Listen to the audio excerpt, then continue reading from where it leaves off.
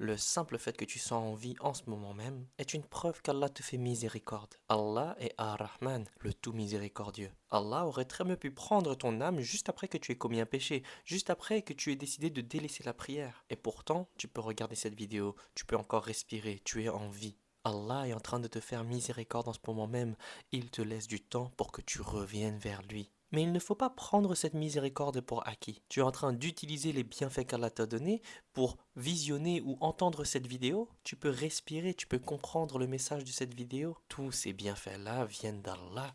Ça fait partie de la miséricorde d'Allah. Le message est clair. Tu es encore en vie, alors tu as encore du temps pour revenir vers Allah. Tu as encore du temps pour te repentir. Tu as encore du temps pour faire plus d'actes d'adoration pour Allah. Même si tu as commis plus de 10 000 péchés. Ne les révèle à personne.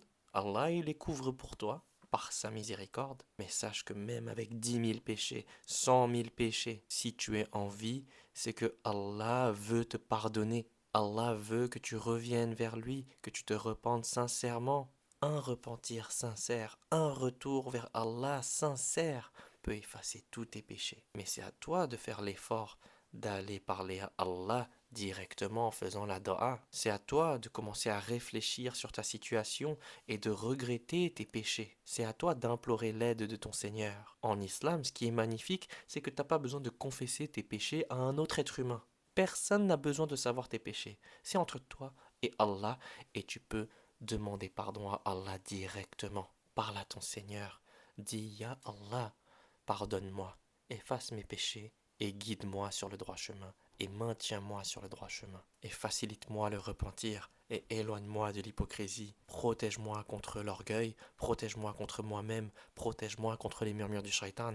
Demande ces choses-là à Allah tous les jours. Ça ne te coûte rien du tout. Et si tu as commis des péchés majeurs, fais la prière du repentir. Salat at-Tawbah. Tu vas faire tes ablutions. Tu vas faire 2 unités de prière volontaires avec l'intention de te repentir. Et lorsque tu vas être en prosternation, eh bien tu vas demander à Allah de te pardonner et de demander à Allah de te guider. Et demande à Allah de te rendre sincère et d'accepter ton repentir. Tant que tu es en vie, Allah te fait miséricorde, ton épreuve n'est pas finie. Il y a plein de gens qui meurent sur la mécréance ou qui meurent sur l'hypocrisie. Et Allah nous révèle dans le Coran, ils disent tous, ô mon Seigneur. Même les gens qui ont rejeté Allah toute leur vie. Leur âme dit également, ô mon Seigneur, renvoie-moi dans le bas monde pour que je puisse faire des bonnes œuvres, pour que je fasse partie des croyants. Mais ça sera trop tard.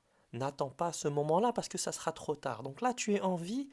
Reviens vers Allah. Allah te donne du temps pour que tu te repentes, pour que tu recommences à être sincère et sérieux dans ta foi. Tout commence avec le repentir. Et si tu n'avais jamais fait d'erreur dans ta vie, jamais commis de péché dans ta vie, eh bien tu n'aurais jamais pu goûter à la douceur du repentir et à la douceur de la miséricorde d'Allah. Tout ce qui se passe dans ta vie se passe pour une bonne raison que seul Allah sait. Il faut que tu places ta confiance en ton Seigneur, que tu développes une bonne opinion de ton Seigneur pour pouvoir vivre dans la vérité et que tu reviennes toujours vers ton Seigneur. Même si tu te repens sincèrement aujourd'hui et que demain tu finis par rechuter et refaire des péchés, eh bien demain tu reviens vers Allah et tu te repens encore. Parce que Allah sait que les humains sont faibles, il ne nous demande pas la perfection, parce que c'est lui qui est parfait, ce n'est pas nous. Mais il nous demande simplement de revenir vers lui, de se repentir, de faire de notre mieux et de placer notre confiance en lui, de ne jamais désespérer de sa miséricorde. Crains Allah sincèrement et ne désespère jamais de sa miséricorde. Et avec un bon équilibre d'espoir et de crainte, bien tu vas pouvoir atteindre l'amour d'Allah. Le mois de Ramadan arrive bientôt. N'attends pas Ramadan pour changer. À partir d'aujourd'hui, tu peux déjà faire des efforts pour changer. Tu peux faire des efforts pour revenir vers Allah, pour te repentir encore et encore et encore. Et ne doute jamais de ton Seigneur.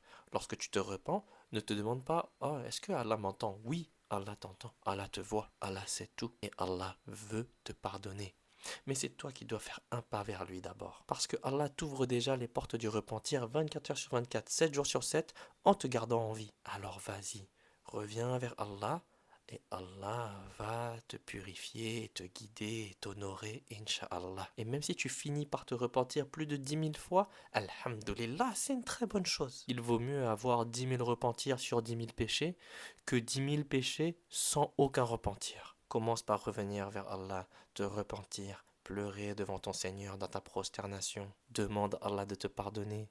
Tu vas ressentir une douceur et une purification dans ton cœur, Inch'Allah. Commence déjà à changer ta situation, à améliorer qui tu es et à renouer un bon lien avec ton Créateur pour que lorsque le mois de Ramadan arrive, tu seras encore meilleur durant Ramadan. Allah dit dans la Sourate 13, ayat 11, selon une traduction, Allah ne modifie point l'état d'un peuple tant que les individus qui le composent ne modifient pas ce qui est en eux-mêmes.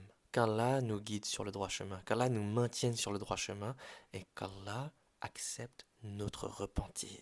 Qu'Allah nous éloigne de l'orgueil et nous facilite le repentir tous les jours.